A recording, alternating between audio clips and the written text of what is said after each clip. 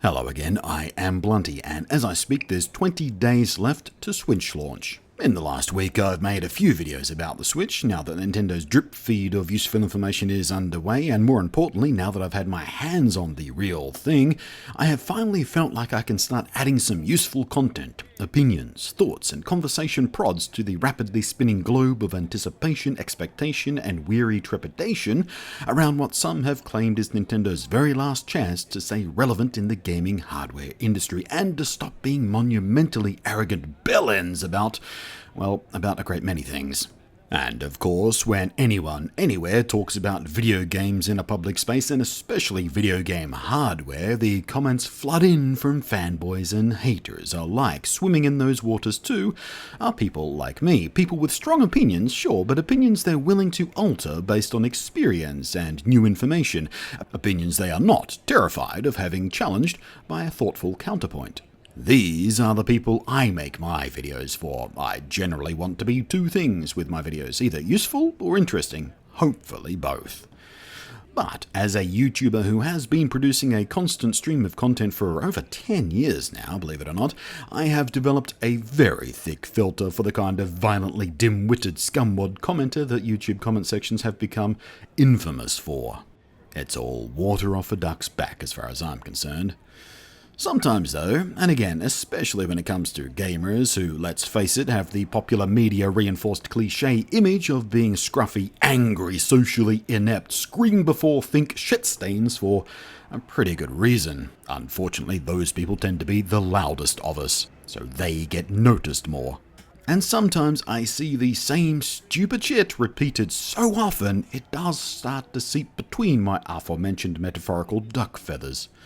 With the Switch, there's a few often regurgitated attacks I've been seeing again and again and again and again made against it from these maladjusted wantwits, either because they somehow genuinely believe it, or more likely they're desperately seeking to provoke a reaction from their opposite number, the blind-eye fanboy.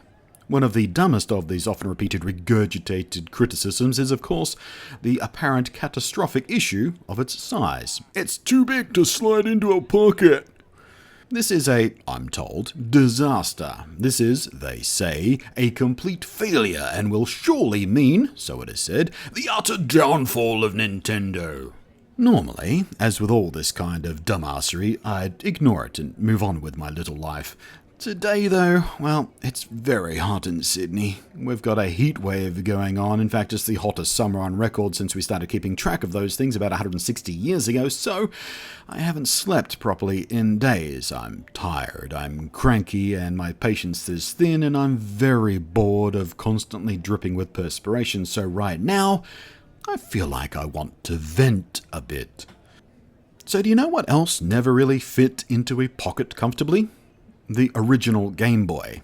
I was there back in the day. Somehow, we managed just fine with that. Somehow, I still managed to lug that cumbersome giant grey brick of a thing around.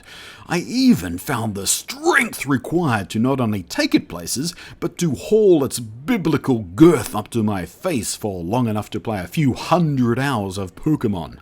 The PSP and the Vita, thin enough to start penetrating a pocket, perhaps, but neither short enough by a long shot to make it practical to do so. The market for cases for these devices in the wake of their pocket awkwardness was large.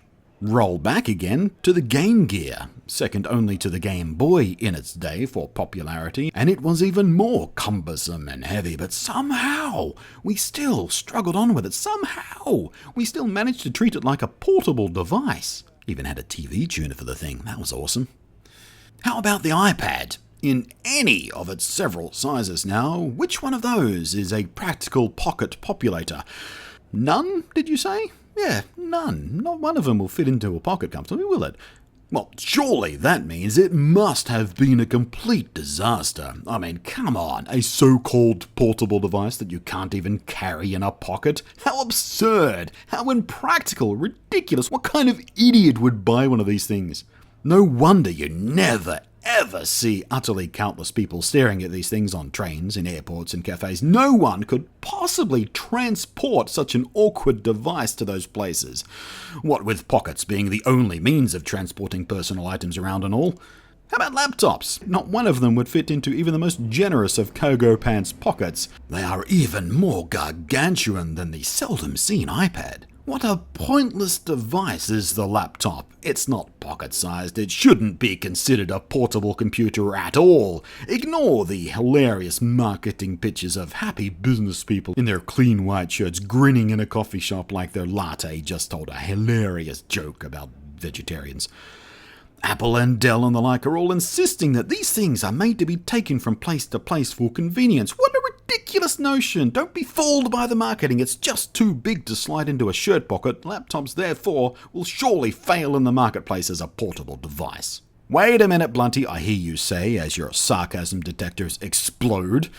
We don't see anyone making these claims, ever, do we?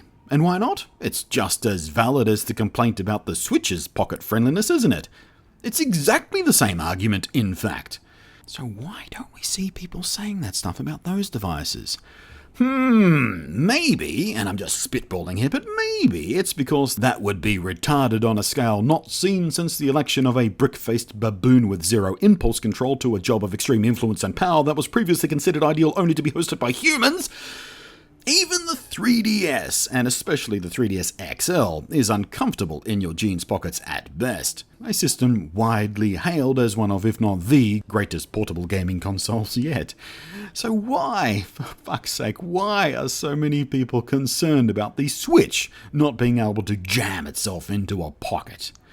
Since when was pocket-sized the prerequisite to call something truly portable? Think about where and why you take a portable console with you today. Trips, planes, trains, commuting, conventions, expos.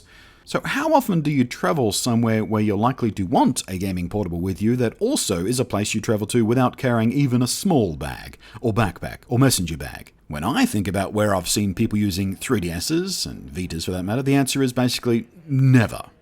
Last weekend, for instance, I attended a gaming expo, RTX Sydney, and I kept a deliberate eye out, because I have heard this complaint about the Switch again and again and again and again, I kept a deliberate eye out for one phenomenon in particular. And every single time I saw someone pull out a 3DS or a Vita out, and I did see many, it was a gaming convention, and one of the guests is quite famous for being a very, very big supporter of the Vita. Every single time I saw one of these devices, it appeared from a bag, not a pocket. The guys standing next to me, in fact, in the 2-hour-long line waiting to get some hands-on time with the Switch itself, two of the guys standing immediately next to me had Vitas with them. Both of them produced them from a bag. Not once, in fact, did I see someone use their pocket for their gaming device of choice. I watched lines. I watched the chill-out areas. I watched the seating areas between panels. Not a single person seemed burdened by the fact that they were carrying their gaming device in their bags, not their pockets. Bags which, by the way, they'd have been carrying anyway. So it's not like they had to bring a bag just to carry their gaming device with them. The Nintendo Switch is slim, it's light, and even with the controllers attached, it's not that much bigger than even an iPad mini. Like the iPad, the Game Boy, and the GBA, and the Vita, and the PSP before it, the Switch's exposed screen and controls will mean you're smarter to slip it into a case to protect it, preferably some sort of rigid or at least semi-rigid case, to keep it safe from the other crap in your bag, and yes, that does make it bulkier again, but come on, that's hardly a crushing inconvenience, is it? And let's face it, the only people actually making these complaints probably don't even mean it. They are sad little piss-pants fantards desperately looking for any angle of attack they can find to whine about a thing that other people like that they don't like. Because, of course, unless everyone agrees with them, their fragile, delicate, catastrophically volatile sense of self-worth implodes. These people who cannot comprehend how someone could possibly hold a different opinion or a different set of personal values or priorities to their own. Suffering from this as they are to such an extent they are threatened by the very concept of alternate personal priorities in other people. They in fact seek out those people to set them right. They search for and click on YouTube videos, for instance, about the Nintendo Switch with the sole purpose of being a cockhammer to other people in the comment sections for having the gall, the pure bewildering impudence to not hate something that they hate.